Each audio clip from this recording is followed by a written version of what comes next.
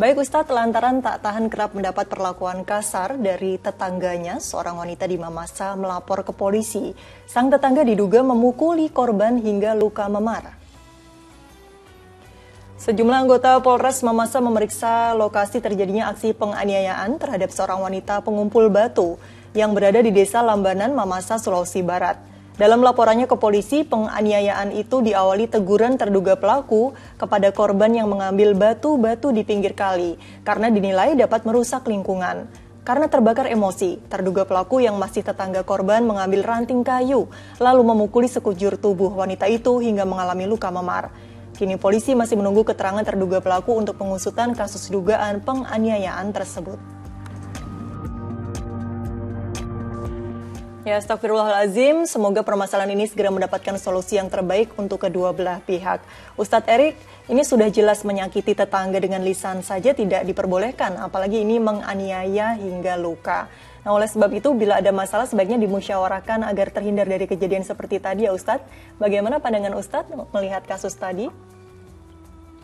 Ya tentu ya, tetangga ini kalau dalam kisahnya itu ketika Rasulullah SAW mendapatkan wahyu ya dari lewat malaikat Jibril ya dari Allah, itu Rasulullah bahkan sampai berpikir apakah yang namanya tetangga karena begitu dimuliakan akan mendapatkan waris kalau kita misalnya meninggal, oh ternyata tidak gitu ya. Karena apa? Karena banyak hal seperti misalnya kalau kamu memasak kemudian aromanya tercium oleh tetangga, banyakkanlah kalau misalnya itu sayur, banyakkanlah kuahnya agar kalian bisa kemudian berbagi.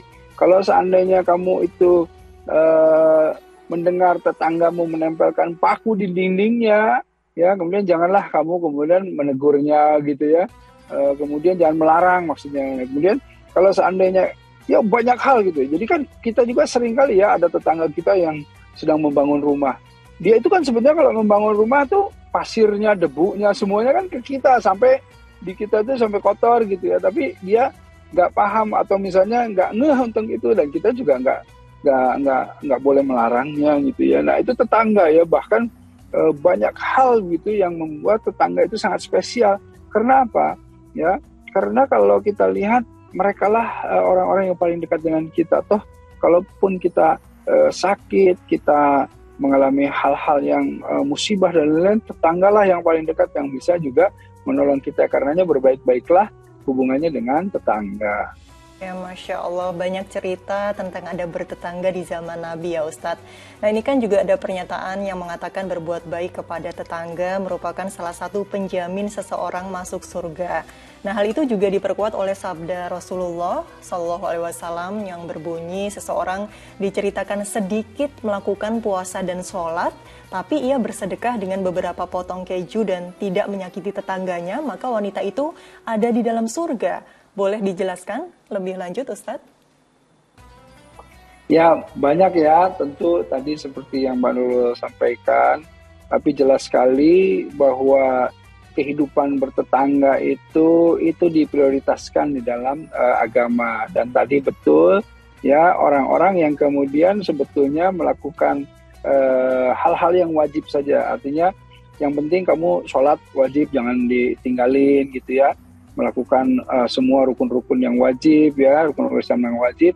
Tetapi terus kemudian dia melakukan tambahan amalannya itu sebagaimana kita tadi dengarkan itu berbuat baik terhadap tetangga. Nah, ini yang kemudian di dalam salah satu riwayat ya bahwa Allah sangat mencintai ya hambanya yang memasukkan kegembiraan ke dalam hati seorang saudaranya.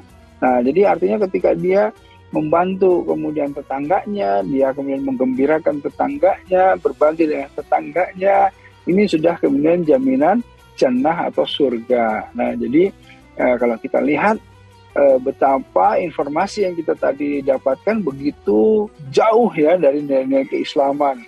Sudah dia kemudian melakukan kesalahan, ditegur, tidak terima, malah zalim dengan memukuli tetangganya. Nah, karenanya jauhi hal-hal yang seperti itu, berbaik-baiklah dengan tetangga, insya Allah. Insya Allah, luar biasa sekali.